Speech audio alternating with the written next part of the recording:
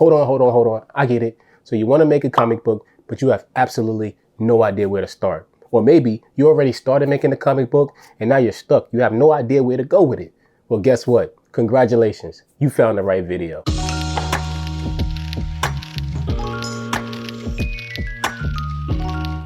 What is going on, creatives? This is Creative Conversations. My name is Mello, and today we're going to talk about making a comic book. More specifically, the thought process behind making the comic book in the first place. So stick around until the end of the video so you don't miss out on any of these tips or tricks, and you can make your next comic book be a banger like it's supposed to be. Banger. But before we get into that, if you're new to the channel, welcome. And if you're into having creative conversations around art, design, music, film, and all that type of stuff, consider subscribing. And don't forget to hit the notification bell to get notified every time I drop another video. Yep. So contrary to what many may think about the comic book industry, like it's on a decline and stuff like that, comic books are still a multi-million-dollar industry to this day. And I know a lot of you might be thinking, yeah, well, Marvel and DC are the ones that are benefiting from that.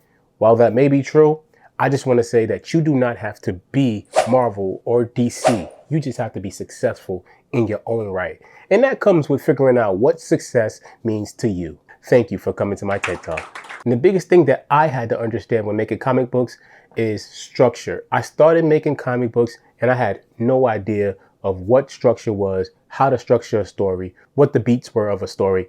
Nothing. I mean, nothing. So my suggestion is in the beginning, before you start writing your epic 900 chapter story, before you get into any of that stuff, sit down, take a master class on writing, plot, structure, and take all that in and then get into your book. It will benefit you greatly. And if learning the basics of making a comic is something that you're interested in, I posted a link to my free course, Comics 101, in the description below, where you can get into the ins and outs, the ups, the downs, the lefts, the rights, the oh my gods of making a comic, and get it all in one condensed spot, in one condensed course. And that is my offer for the community, straight from me to you. It'll cost you nothing. Another tip I'll give when it comes to making a comic book is don't get caught in the character rut. What that means is a lot of people, when they start off making comic books, the first thing that they're concerned with is making a character. They want to make 100 different characters. They want to make the strongest character ever. But when it comes to that, there's something important to know. You can have the most strongest character with the best design. I mean, they could have strength. They could be strength. But if the story isn't good, then it doesn't matter how good or how cool your character looks.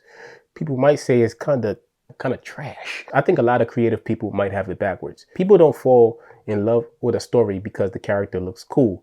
People fall in love with stories that have cool looking characters. What I'm trying to say is people fall in love first with the story that is crafted around the characters that you have. One-dimensional characters that look cool without a cohesive backstory, without a cohesive plot around them, will not make your story stick, unfortunately.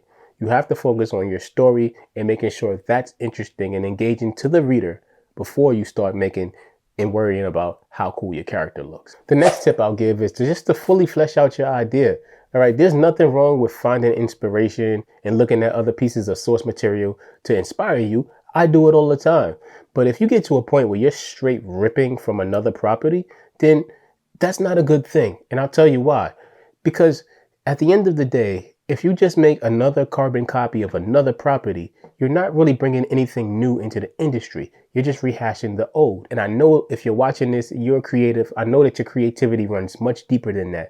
So take the time to flesh out the idea, find something that's uniquely you to put into that story and bring it to the world. It takes time for sure, but it's not impossible. My next tip is to create a single one-shot, a story with a beginning, middle, and end that can be read in one sitting. Before you worry about creating the 900-page epic Lord of the Rings times 10, figure out how to tell a cohesive story from beginning to end. That way you can get your feet wet before you go into making the much longer pieces of work. The next tip that I have is try to have fun. All right. I know that everybody wants to get the adaptation. I know that's cool. I know being picked up is awesome. But at the end of the day, if you're not enjoying what you are doing and you're solely doing that for the result of being picked up or being adapted, And I think that your story and what you create is going to miss a lot of life. You're not putting your full heart and your full effort into your work. Instead, you're looking for an outcome from your work so you can live a better life and do other things, which is, there's nothing wrong with that. But when it comes to the work itself, put your heart into it, have fun, enjoy it. But I'm really interested in knowing, what are you currently creating?